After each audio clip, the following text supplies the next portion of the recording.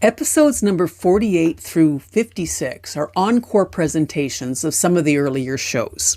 Here's why. Those early shows were full of foundational information, and I want to make sure you get a chance to hear them again. We're building a new life here, and the new foundation matters. If your reaction is to skip these encores, listen to this first. When you learn something new, 50% of it is gone from your awareness within an hour. That jumps to a loss of 70% within 24 hours and 90% is lost within the week. Add to that during the course of listening to something, your mind wanders a bunch of times. You hear something and your mind takes you on a little rabbit trail until you find yourself coming back to the show. All good. We all do it. Based on that, I'm willing to bet the next few episodes, though repeats, are going to feel brand spanking new to you. And isn't that awesome? Number 57 will be back to original content. So enjoy the shows. Okay, so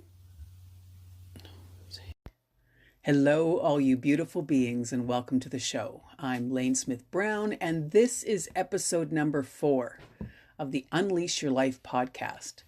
And today we're going to have a conversation about remembering what we're connected to. What makes me, me, and you, you. I'm going to tell you my red cord story, as it may help you remember something similar that's happened to you. And even if it doesn't trigger that memory today, it may shake something loose from your subconscious mind in the days to come.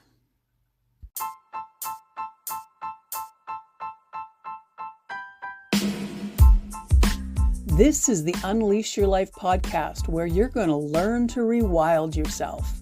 I'm your host, Lane Smith Brown, and I'm a best-selling author and rewilding guide. And over the last 20 years, I've been guiding women back to their truest selves. You see, you were born wild with all the wisdom you will ever need to navigate your life in a beautiful and powerful way.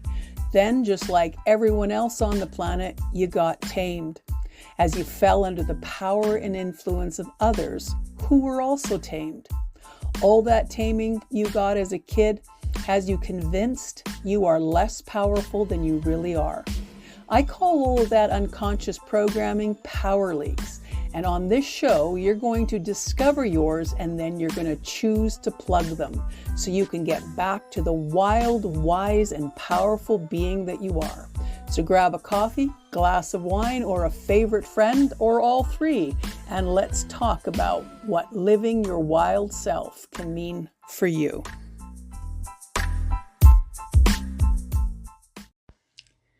Welcome back to the show. I am so glad you've joined me today. Now, before I tell you my story, let me tell you 2 other really short ones that will set the stage for our conversation today. I was in a good friend's home as she was getting her kids ready for bed. Martha had created this beautiful wind-down ritual at the end of the day that began with playing a CD of exquisitely and uniquely arranged lullabies. Then she would invite the little ones to listen and move gently to the music. In and of itself, watching a 2- and 4-year-old sleepily move to the gentle notes was quite moving, but what happened next put me over the top. As their little legs grew more and more tired, they snuggled in with us on the couch. And in this sleepy state, Martha asked a question of her 2-year-old. "Where were you before you came here?" she said. Now, the little one could have quite easily said dancing. For a 2-year-old, that would have been a simple and obvious reply. But instead, she said, "I was waiting." This intrigued Martha, so she probed further. "Waiting for what?" "Waiting for you to be ready," came the reply. What do you do with that? How do you process it? Why would a 2-year-old come up with such a notion of waiting somewhere until someone else was ready for them? Years later, another good friend of mine had a similar encounter with her 4-year-old, little T. Completely out of the blue, she said, "I love everyone, but I picked you as my family because I liked you the best. It gives me an enormous amount of satisfaction to believe we were somewhere before we came here, and we chose where to land. On this side of my own journey, I can see plainly why I chose what I chose for a starting point. Oh, I railed against the unfairness of it for many years, but I've proven to myself that I inherently have all the tools I need to become the person I came to be. Not in spite of that beginning, but because of it. Another freeing concept for me to grasp on my journey to finding my truth is the idea that if I got myself into this, I can get myself out. Can you see the power in that? It doesn't mean you must go it alone. It just means that you can if you need to. And I don't really mean alone, but more on that a little later. All right, so it's time for my red cord story. Here we go. I grew up in a very traditional religious home. Now that meant church every Sunday morning and every Sunday night. I, of course, would be required to wear my Sunday best, which usually involved stiff and uncomfortable patent leather shoes, lacy socks, and a pretty little dress. All of which was completely out of character for a rough and tumble kid like me. But it was because God needed us to look our very best when we were visiting him. So what choice did I have? That was just one of the things that began my awakening. A little crack in the veneer, as it were. My young mind was registering something that didn't register as truth. But of course, I wasn't able to articulate it then. I was likely around 5 or 6 years old, while on our way to church, when I somehow understood in the core of my being that I was not meant to follow my parents' path. Now, I'm not thinking such a big thought then necessarily, but in retrospect, I know that what happened next was the beginning of it all unraveling for me. So I'm in the back seat of the car on an ordinary Sunday morning, and as my father drove around this particular corner and I saw this particular tree, I had an overwhelming desire to throw an imaginary red cord around its thick, immutable trunk. And when we drove by it after church, I would untether the rope in my mind, roll it up, and store it for next time. There was something calling me to hold on to something solid so my parents' religion would not swallow me whole. I don't know how long I did that, but it was often enough that I can be that little girl anytime I choose. I can feel us going around that particular corner and seeing that particular tree, and I can feel myself release that cord and deftly lassoing the trunk, and just as easily releasing it upon our journey home, Sunday after Sunday after Sunday. I think about that moment often, really often. How does a child at such an early age understand they are connected to something more, something huge, immutable, beautiful, and expansive, something they intrinsically know they need to hold on to no matter what? I would sit on those hard church pews and listen to the sorrow in many of the songs, the judgment and heaviness from the pulpit, and the hairs on the back of my neck would prick up. I felt the lie of it all for me.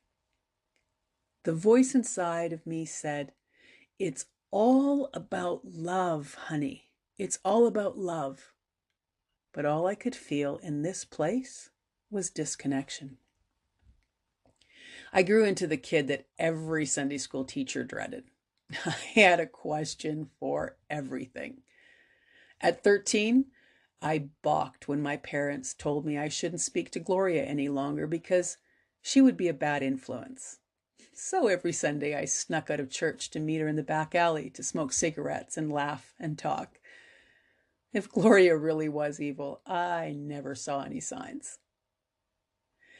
After 6 years of religious boarding school, most of that little girl was gone. The curious, self-assured powerhouse that was born into the world developed what I call a Christian filter.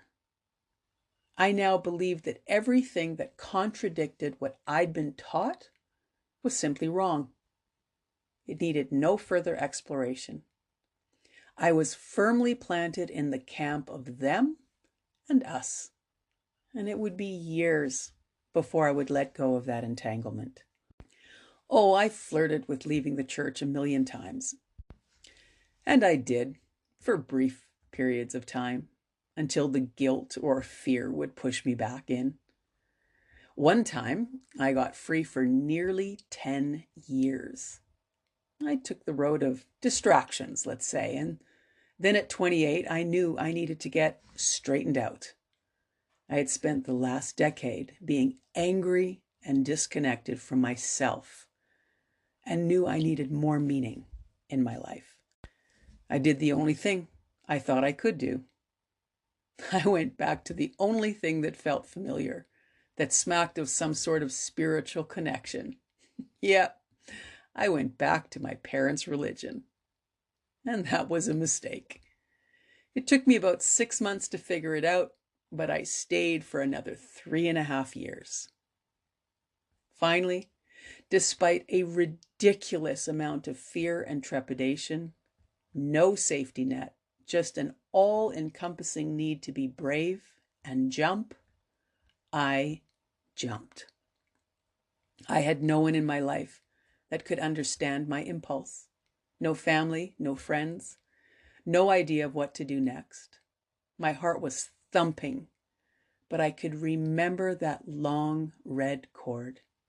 And I knew I had something to hold on to as I began my journey back to that little girl and all that she came to be. That was nearly 30 years ago now, and it's been a wild, painful, and delicious ride. I've white-knuckled it through days where I feared I'd made a horrific mistake and that my parents were right. I was going to go to hell. But I held fast. I trusted that that little girl knew something that I was still only hoping was true. I read stories of others who had found a new way, and it buoyed up my confidence. I read everything I could get my hands on and began getting glimpses of what was possible for myself. I saw that every religion was essentially the same story that had been told from the beginning of time, with different characters and different names, but essentially the same plot line and plot twists. I understood that fear was a great way to get people to stay the course and not ask questions. So I deliberately chose to transform my fear into curiosity. I found myself taking apart everything I had absorbed for decades. I turned it over, dissected it, inspected it, and discarded what no longer served me. And instead of everything falling apart, my world opened up in the most magical of ways. And then I turned my attention on myself. Where was all that learned disconnection playing in me? I may have removed the teachings from my logical mind, but where were those beliefs still playing in my subconscious mind? You know, those beliefs that say I'm unworthy or unimportant or selfish or sinful or foolish, insecure or afraid. And that's where I've been spending most of the last 10 years. I navigated the stories in my mind that told me I was small and insignificant and should be kept quiet. I began to understand that I am brilliant and beautiful and larger than life when I choose to stand in my true and authentic power. And I learned I have something to say. I've come to say that you have more truth and beauty in you than you may understand right now. I've come to say that all the shit that you've learned to believe about yourself that doesn't frame you in a way that shows your brilliance and majesty is just that. Shit. Most of us were taught to play small, to fit into a little box until we were squeezed up against its sides, unrecognizable, with all our gloriousness squished out. If you didn't get that from your religion, you got it from social or cultural conditioning, but you got it in some way, shape, or form. And unless you've deliberately excised it through the work of uncovering what's playing in your subconscious and getting rid of what is not serving you, you're still playing a smaller version of yourself than you were designed to play. So if you came from somewhere and you chose where to land, do you think it's a possibility that you came with an intention? If we could all get from 2 to 40 without being influenced by so many disconnected people, it would be easy to know. But most of us have had our connection to an infinite wisdom blurred. And that's okay. The clues on how to get back are just below the surface. And we are going to scratch at it until we get to the truth of who each of us are and the possibilities that each of us have and why we're here. This is what is meant by awakening. And when we awaken, we begin the journey to standing in our authentic power. There is so much more to us than we remember sometimes. We often convince ourselves that we must navigate our experiences alone, but that's not true. I believe that what some people call God, Goddess, or the universe is a collection of all the energy of all that is, was, and will ever be. I believe this collective consciousness is divine energy and that it contains all the wisdom we will ever need in our lifetime. I believe that this collective consciousness speaks to us through our intuition, and with a little fine-tuning, we can learn to hear its voice and find our way to a full understanding of who we are. And it's far easier than you might imagine. The beauty about the process is that you have an entirely different belief from me, and you can still learn to listen to your intuition. We don't have to agree, but we can embrace our own value and discover why you've come here. So how about we go forward, focusing on our similarities instead of our differences, and begin our exploration together? What do you think? Can you think back to your kidhood for clues on what you came to do? Maybe you're already doing this now. When Martha's son was about 6 years old, he drew a picture of himself hanging out of a helicopter at the end of a rope. He was rescuing someone in the mountains. Over the years, he dreamt of being a garbage man, a truck driver, and an engineer. When he got a little older, his musical ability was so obvious we thought he would be a full-time musician, or at the very least, an exquisite music teacher. After years of exploring all kinds of ideas, he chose to become both an emergency medical technician and a firefighter, with an emphasis on working in avalanche rescue. And, like his picture from long ago, when he completes all of his training, he will find himself hanging out of a helicopter at the end of a rope. I don't think Martha has ever shown him that drawing, but I know she has it tucked away and will show it to him someday. For now, she is content to watch him find himself on his own without her influence. She understands it's a beautiful thing to watch someone listen to their own calling in their own time. It's not a matter of if you have a calling, you do. It may be 1,000 seemingly small and insignificant callings over a lifetime, or one big psychedelic one that sees you on a world stage of some kind. That will be as unique to you as your fingerprints and the sound of your laughter. What I do know is that when the awareness arrives, it will be so obvious, you will not believe that you didn't see it coming. Is there something you've come to experience or explore? What lights you up? Are you deliberately holding yourself back from doing what it is you came to do because you've already established a different role for yourself, and it would be too hard or too messy to change, or too disappointing or disruptive to those who are counting on you? I hope you are doing what you love already. And if you're not, maybe you'll begin to see how you can dip your toe into the water and get closer to that intention. In the meantime, take some time to think back to your early years and recall what experiences got you all jazzed up. Was it a particular type of game, or a person, or a place? Was it about the animals or the great outdoors, the sky or the trees? Was it about fixing things or making things? Was it about creating beauty in whatever way you felt comfortable making it?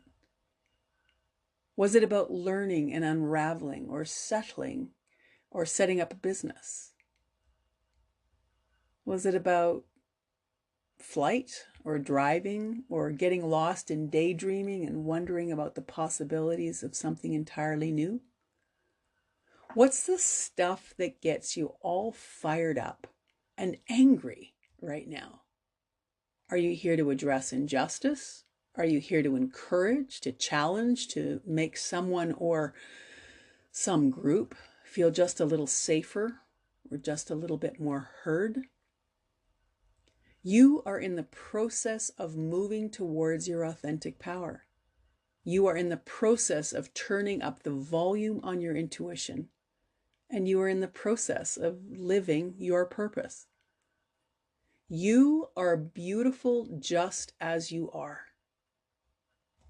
You are enough. And I trust you'll keep coming back for more and more of these conversations, because there's lots to discover. Now, I just want to be really clear here so the idea doesn't go whizzing by. The journey I described about me getting back to that little girl who knew she was connected to Source, to an infinite wisdom, to her intuition, to her power and her purpose. Yeah, that little girl is who we are all getting back to when I talk about learning how to plug your power leaks. If it's not clear to you yet, lack, poor self-esteem, lousy relationship after lousy relationship, worrying, being unhealthy, doing work that kills your soul, looking in the mirror and hating what you see, sabotaging your money situation or your relationships. These are all the ways we use to distract ourselves from the truth of who we really are. The contortions we make to put others' needs above our own. The feeling that you can't even come up with one thing that would truly make you happy because you're so disconnected from yourself that you can't think of a thing. These are the power leaks, and we don't have to live with them any longer. So you may listen to all of this and call bullshit and say, I'm not divine. I'm not filled with purpose. There is no inner voice guiding me to my intentions. Well, I'm here to say that's a lie. That is simply learned behavior. And this podcast and the resources I am offering will get you back to your truth. The truth of who you are and what you've come to bring. If hearing that did not expand your heart so that you could feel it, truly feel it, then this work may not be for you. But if you felt the excitement of this idea and you can hear how this is true for you, or at the very least you want this to be true for you, then dig in with me, sister. Let's plug our power leaks and get on with filling up on our authentic power. And then let's work together from that place of integrity.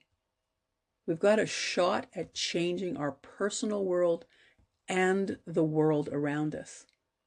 So keep showing up. Keep peeling back the layers of the lies. And let's inspire others to do the same. All right. That's it for this show. See you next time. I love that you were here. Take care.